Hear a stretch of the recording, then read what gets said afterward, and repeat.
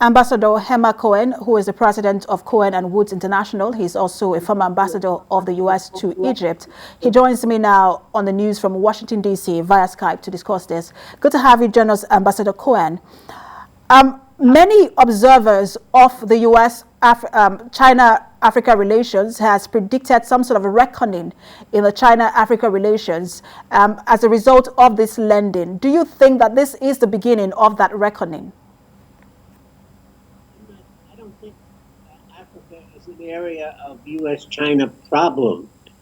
China needs Africa's commodities, and they're making good deals with Africa.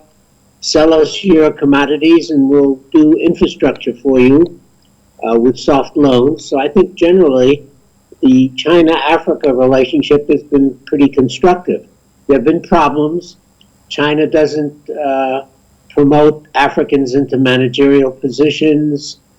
They tend to do some shoddy work with their government-owned companies.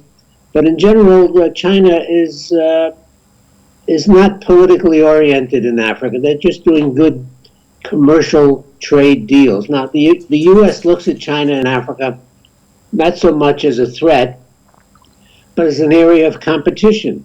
We want our businesses to do better than China. We want to make money in Africa as well. So I would say it's more business competition than political competition. And if there are any problems for China in Africa, it's the Africans who have to manage it.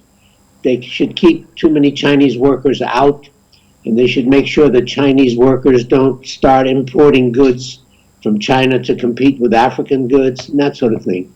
So U.S.-China relations in Africa are not a big problem. But the COVID-19 pandemic has brought into focus the need for more finance in Africa, and not less, in terms of health infrastructure, educational facilities, manufacturing.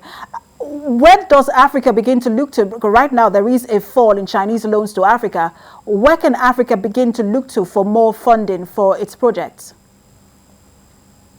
I think it's already starting. I think the United States, under our Development Finance Corporation, is funding U.S. investors.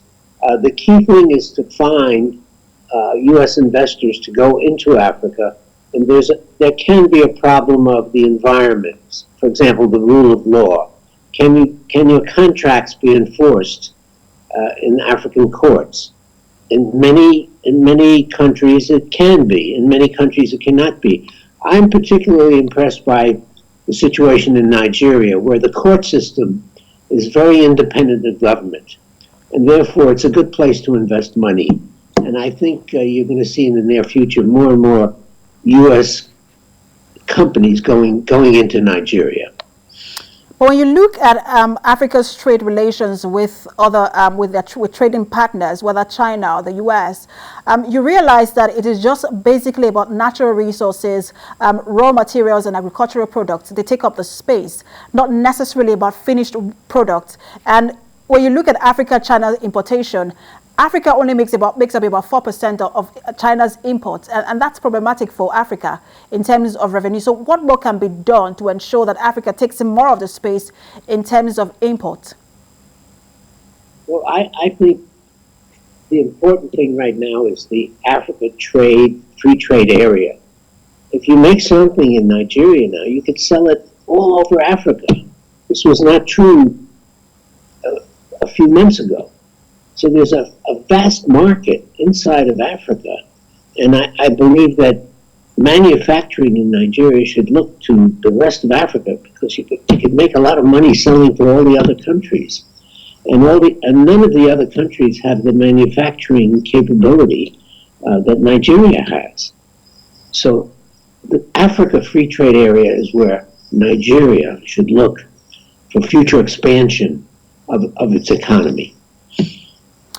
But with this, do you see this shortfall in Chinese loans to Africa also having implication on impact on Africa's other trading partners or lending partners?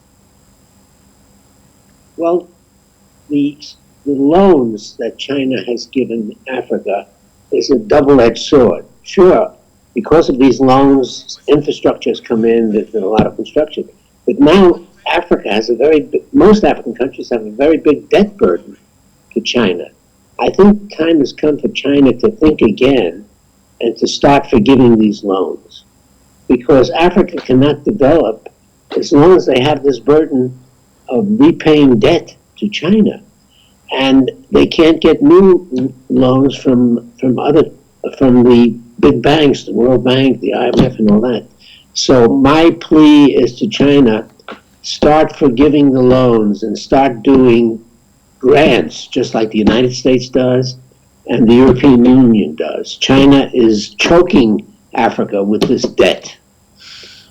Perhaps this is an opportunity for Africa to renegotiate the terms of this agreement with China. We'll see how that plays out. Ambassador Herman Cohen, thanks for talking to us as always.